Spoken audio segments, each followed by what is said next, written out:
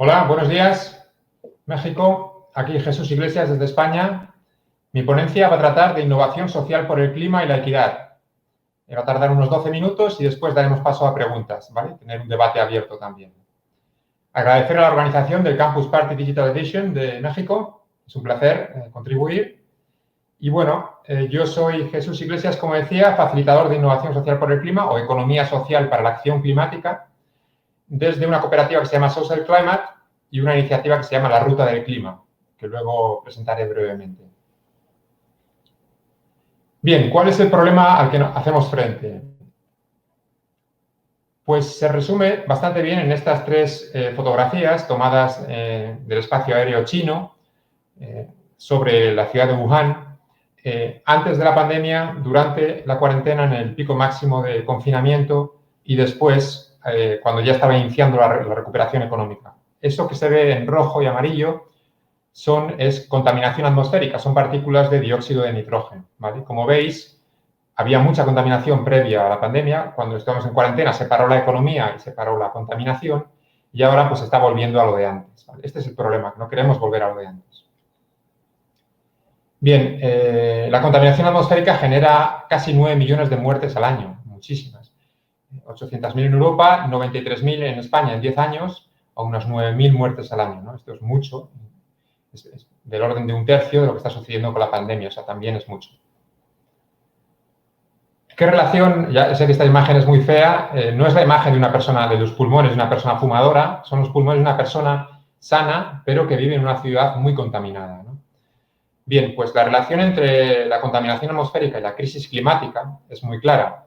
2/3 de los contaminantes atmosféricos provienen de la quema de combustibles fósiles, que es la misma fuente que las emisiones de gases de efecto invernadero, ¿no? Entonces, contaminación atmosférica y gases de efecto invernadero que originan el cambio climático prácticamente es la misma cosa porque proviene de los combustibles fósiles. Bien, como hemos visto en la crisis del coronavirus, el origen está en la destrucción de los ecosistemas. Cuando eliminamos especies, ¿no?, en la cadena trófica de la biodiversidad, eliminamos barreras naturales que nos protegen de los saltos, ¿no?, de los virus entre las diferentes especies. Cuando hay menos especies, más rápidamente pasa pues, de los pequeños mamíferos o roedores a los humanos, ¿no? Entonces, eliminamos biodiversidad, perdemos capacidad de resiliencia frente a pandemias o crisis climáticas y de otro tipo. Bueno, yendo más allá, el coronavirus ha dejado en evidencia las vulnerabilidades y las deficiencias y los grandes errores del sistema económico global actual, ¿no?, basado en el crecimiento económico y en la globalización.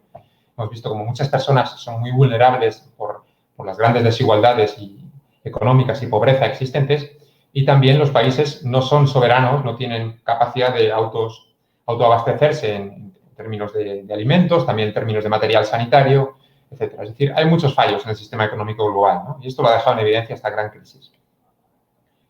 Bien, la crisis climática, esta es la curva de la crisis climática, las emisiones de CO2 a lo largo de la historia, ¿vale? Desde 1970, que empezaron las cumbres del clima de Naciones Unidas.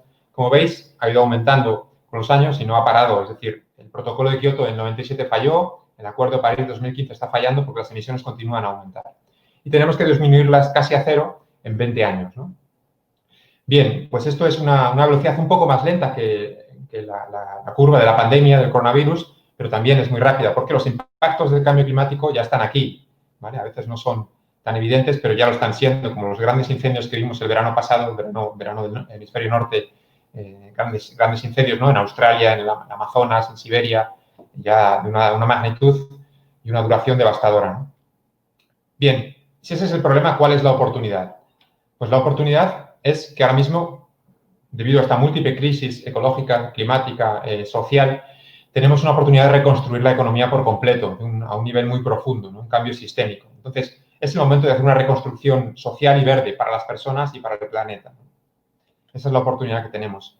Y muchas ciudades y países ya lo están haciendo. Por ejemplo, Milán, en el norte de Italia, ha disminuido mucho el espacio para los vehículos, los coches en las ciudades, está dejando mucho más espacio para peatones y bicicletas, y todo ese espacio que se gana, el espacio público que se reverdece y se gana en confort térmico y salud ambiental, ¿no?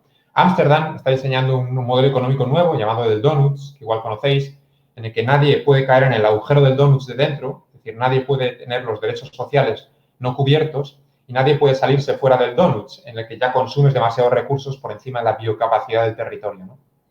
Pues estos son modelos que ya se están poniendo en marcha aprovechando la crisis. Bien, innovación social por el clima. ¿Qué entendemos por este concepto? Pues 4 grandes palancas de cambio. Una, movilización social y democracia directa. Pensamiento crítico, culturas regenerativas y arte. Veremos que el arte también es un elemento importante. 3, economías locales del bienestar. Relocalizar la economía y pasar del crecimiento al bienestar. Y por último, las soluciones basadas en la naturaleza o soluciones naturales. Estos 4 elementos. Movilización social y democracia directa. Hace un año y pocos meses, en septiembre del año pasado, hubo la gran huelga por el cambio climático, la huelga por el clima, ¿no?, a nivel mundial. Casi 8 millones de personas a nivel mundial se movilizaron por un montón de ciudades y territorios del planeta. Y esto trajo consigo la consecuencia de que 1.300 gobiernos locales, jurisdicciones locales, declararon la emergencia climática. Algo que puede parecer un brindis al sol, ¿no?, algo simbólico, pero una vez que la declaran ya puedes exigir responsabilidades a los gobiernos para que actúen en concordancia con dicha declaración. Vale, en Málaga, donde yo resido, en el sur de España, conseguimos una manifestación histórica. 10.000 personas para una manifestación ecologista aquí en el sur de España es un éxito, ¿no?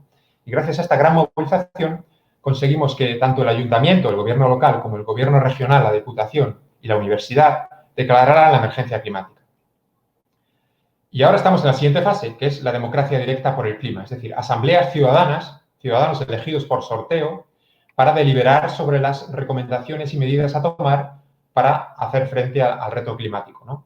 Y asesorados, obviamente, por consejos científicos, asesores expertos, etc., ¿no? Pero democracia directa para la gestión del común. Esto es importante. Culturas regenerativas y arte. Igual conocéis este movimiento, Extinction Rebellion, ¿no?, rebelión contra la extinción, que ha sido bastante rompedor y pionero en lo que es el concepto de cultura regenerativa, crear esas comunidades de afecto, de cuidados, ¿no?, para cuidarnos a nivel personal, comunitario, social, etc., ¿no?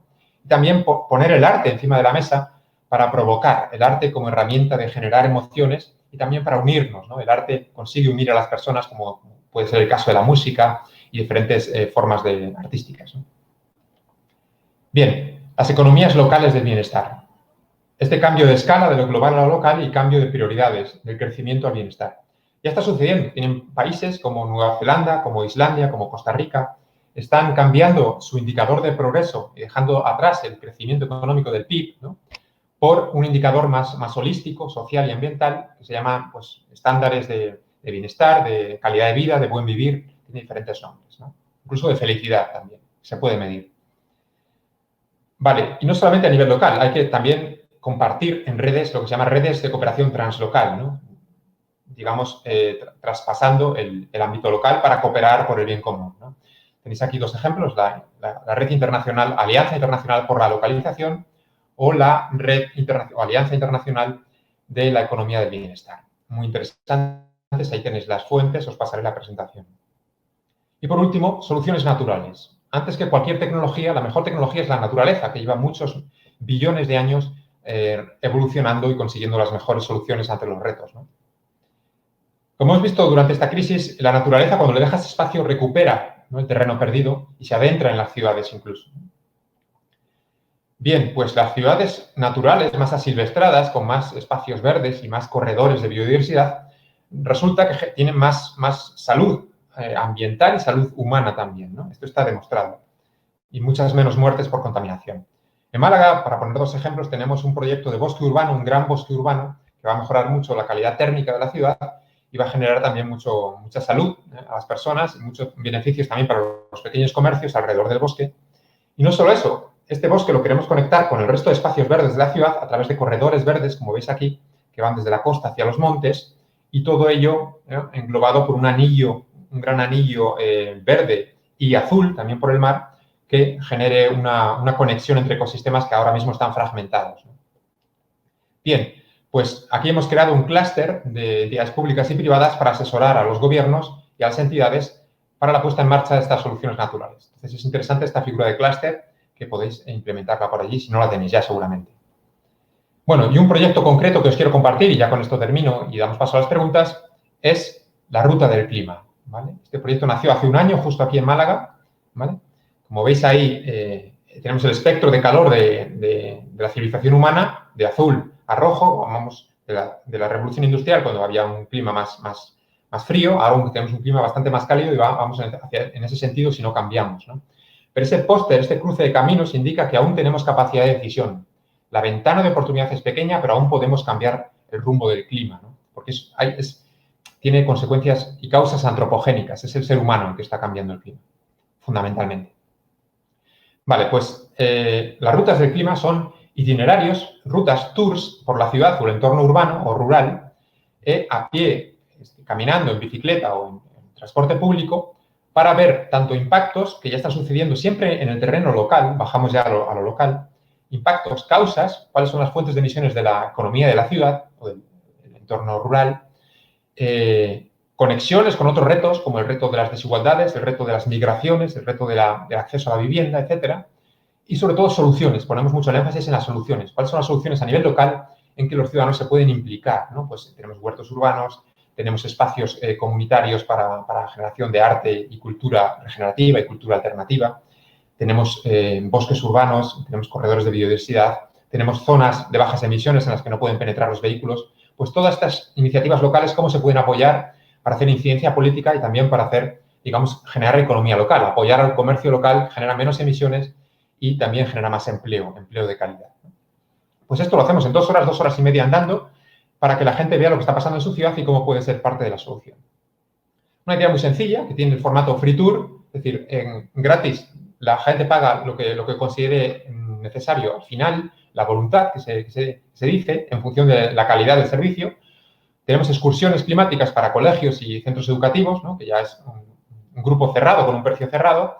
Tenemos rutas a medida para turistas que quieran en un momento concreto. Y tenemos otros formatos más lúdicos y más educativos como gincanas, escape rooms, etc., ¿no? Y todo para todo tipo de beneficiarios, tanto residentes como turistas, como niños y jóvenes, como visitantes, como empresas, ¿no? Todo tipo de personas. ¿Vale? Y esto está sucediendo en Málaga, que lo iniciamos hace un año, pero ya tenemos colaboradores que lo están haciendo en Barcelona y en Madrid, ¿vale? Aquí tenéis las entidades, estamos trabajando en ello. Estamos creando una red de capítulos locales independientes. Cada ciudad trabaja su ruta de forma independiente a nivel financiero y de toma de decisiones, pero estamos conectados en esta red que nos permite intercambiar buenas prácticas para saber qué está funcionando y qué se puede mejorar colaborativamente, ¿no? Y bien, pues hago un llamamiento, si alguna entidad, alguna persona está interesada, trabajáis en turismo responsable, acción por el clima, economía social, y os interesa montar un capítulo local de la Ruta del Clima, totalmente independiente, pues estamos abiertos y estaríamos más que encantados de asesoraros, ¿vale? En este proceso. Es muy sencillo. Y bien, pues en 3 meses que tuvimos la ruta funcionando en Málaga antes de la cuarentena, hicimos 8 rutas, 3 abiertas y 3 privadas. Más de 101 personas en concreto pasaron por las rutas de 20 países, como veis aquí las fotos muy variadas. Lo bueno que en Málaga tratamos temas marinos, temas terrestres, temas de economía, temas de turismo, diferentes temas dentro de la óptica climática siempre, ¿vale? Hemos aparecido en muchos medios de comunicación porque la idea gusta, el turismo como vehículo de cambio social, ¿vale? Y también presentamos el proyecto de la COP25, la Cumbre de Naciones Unidas de Cambio Climático en Madrid, ¿vale? En diciembre pasado. Y el siguiente paso, vamos a hacer una ruta simultánea Madrid, Barcelona y Málaga y otras ciudades que se quieran sumar el 27 de septiembre, que es el Día Mundial del Turismo y está dedicado al turismo y desarrollo rural. Vamos a conectar acción climática con desarrollo rural, ¿vale? Y nada más, simplemente deciros que lo que hacemos, el futuro depende de lo que hacemos ahora, exactamente hoy. Muchísimas gracias a la organización Campus Party y estoy a vuestra disposición para las preguntas.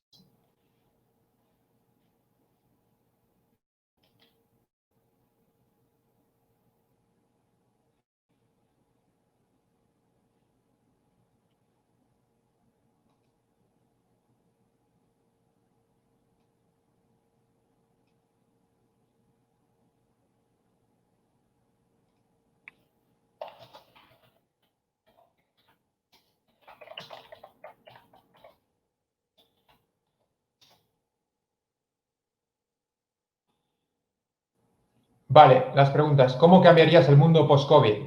Esa es la pregunta del millón.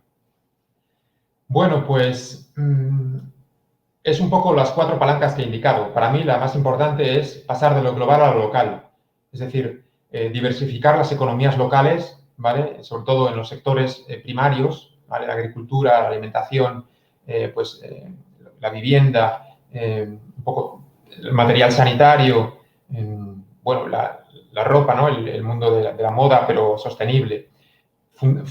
Centrarse en los sectores primarios, ¿no? Y también, obviamente, en investigación y desarrollo para mejorar el resto de los sectores y diversificar las economías. Por ejemplo, aquí en Málaga dependemos mucho del turismo, que es una industria muy globalizada y ahora cuando hay estas crisis se ha parado por completo y el 15% del PIB, del PIB local, se ha parado, por lo cual hay mucho desempleo, ¿no? Esto no puede ocurrir, tenemos que reindustrializar con industria baja en carbono, ¿vale? Y sobre todo centrarnos en crear empresas, pequeñas empresas locales, ¿no? Donde el dinero se queda en la comunidad, no sale y se va a los grandes centros de poder en otros lugares por la globalización, ¿no? Es decir, reducir las cadenas de intermediarios, hacer circuitos cortos en los que la producción y el consumo están muy cercanos y no hay intermediarios para que el dinero no salga de la comunidad y se genere más equidad. ¿Vale? Eso es fundamental. Es decir, apoyar el comercio local, el pequeño comercio, y reducir los circuitos y las cadenas de valor para que no haya más intermediarios y realmente el valor y el dinero se quede en la comunidad. Yo empezaría por ahí.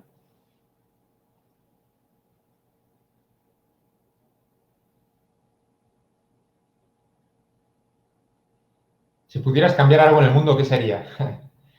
Bueno, algunas respuestas ya he dado, pero otra importante para mí sería renaturalizar el mundo, especialmente los espacios urbanos, que tienen demasiado elementos artificiales, son desiertos naturales, realmente no hay biodiversidad ya en las ciudades, ¿no? Entonces yo creo que volver a introducir la naturaleza en la ciudad y reaprender a convivir con el resto de especies, para mí sería fundamental.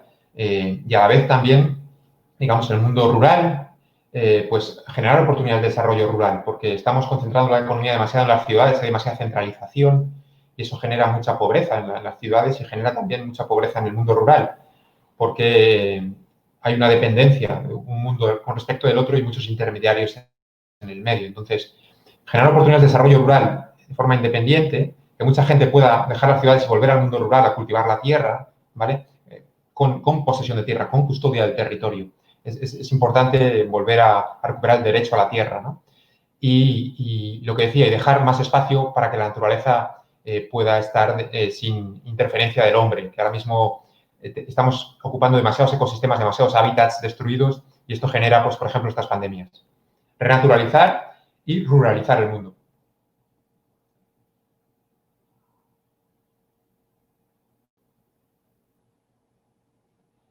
Tres consejos para cambiar mi entorno, tu entorno cercano, imagino. Bueno, pues lo primero que puedes hacer es, digo, apoyar a los comercios locales, a las pequeñas tiendas de tu barrio, ¿vale? Comprando ahí en vez de comprar en Amazon o en grandes multinacionales por internet, etcétera, que al final se llevan el dinero de tu comunidad, ¿vale? Eso es lo primero.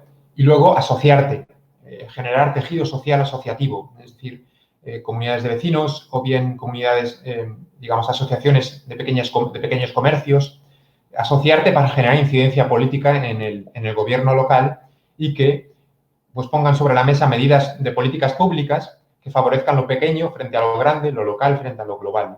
Es decir, comprar localmente y asociarte con tus vecinos y vecinas, ¿no? Tanto a nivel de comunidad como a nivel económico.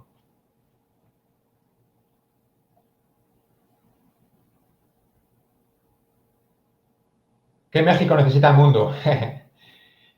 Bueno, yo por desgracia no conozco México y me encantará y tengo muchas ganas de ir por allá. Pues yo creo que allí tenéis mucha riqueza natural y cultural, ¿no? Tenéis una historia fantástica y maravillosa y tenéis unos medios naturales preciosos, ¿no? A mí me gusta el ejemplo de Costa Rica, por ejemplo, ¿no? Un país que no tiene ejército, dejó atrás la industria militar y ha puesto todo el foco digamos, valorar sus recursos naturales y generar oportunidades, por ejemplo, de ecoturismo, ¿no? Que protegen el medio ambiente y a la vez generan medios económicos para la población local, ¿no? Entonces yo creo que es eso, poner un poco en valor la cultura local frente a la homogeneización de la cultura globalizada, ¿no? Recuperar las raíces culturales y ponerlas en valor e intentar eso, generar una economía más local, que sea autosuficiente en México, que produzcáis y consumáis todo lo necesario allí en el país y solamente comerciar con el excedente, ¿no? Lo que sobra. Y comerciar de forma regional, ¿no? Pues con los países cercanos y siempre buscando la solidaridad y el comercio justo, ¿no? Pero sobre todo producir y consumir las necesidades básicas del sector primario a nivel cuanto más local mejor y de diversificar la economía siempre poniendo en valor la cultura, el patrimonio natural y, bueno, y también que sea una economía social, ¿no? Que los beneficios siempre se distribuyan equitativamente. Eso es fundamental. Que no se concentre el poder económico, porque ahí llevamos luego a que las democracias no funcionen.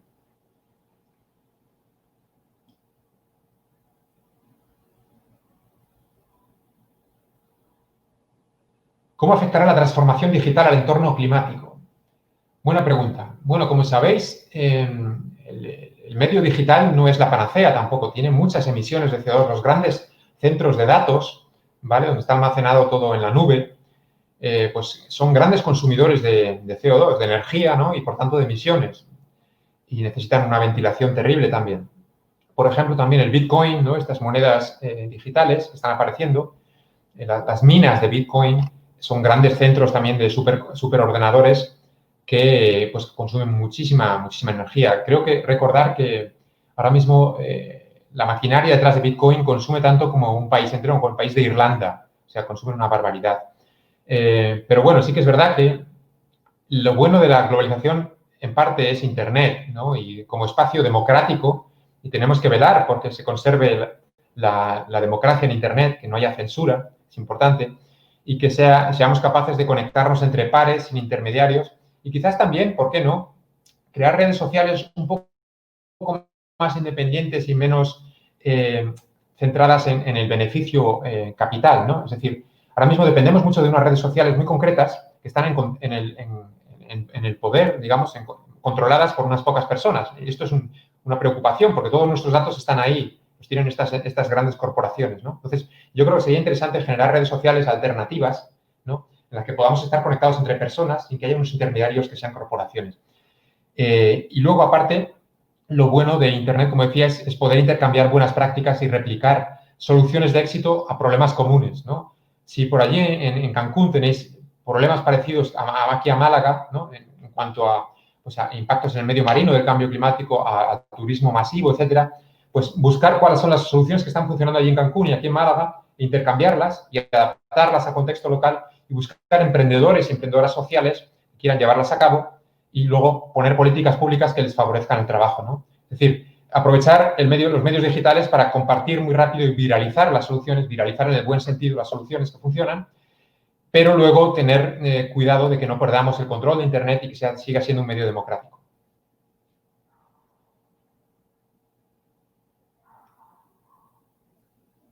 ¿A qué me comprometo yo para hacer un mundo mejor?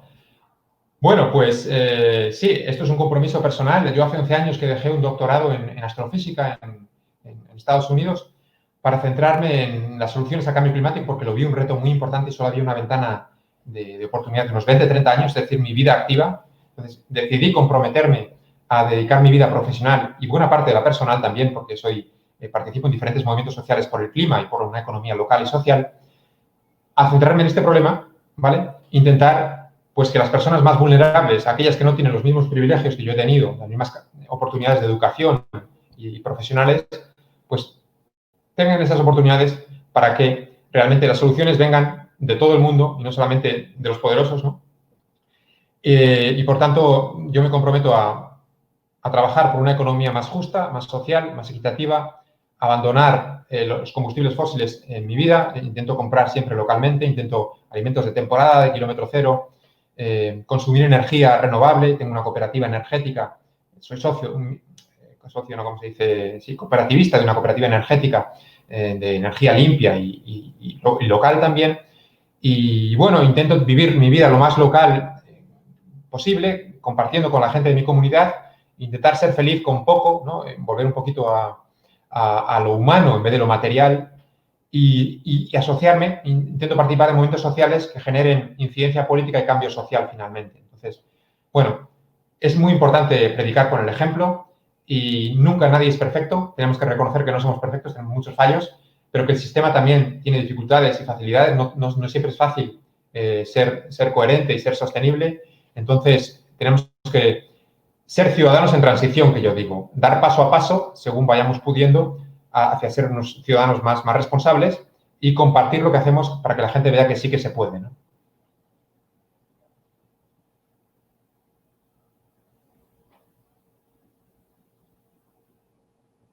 ¿Más preguntas? No hay más. Pues nada, ha sido un grandísimo placer y le pasaré la presentación a la organización para que os la comparta y si queréis montar rutas del clima en México, aquí estamos, ¿vale? Un placer, que viva México. Hasta pronto. Chao.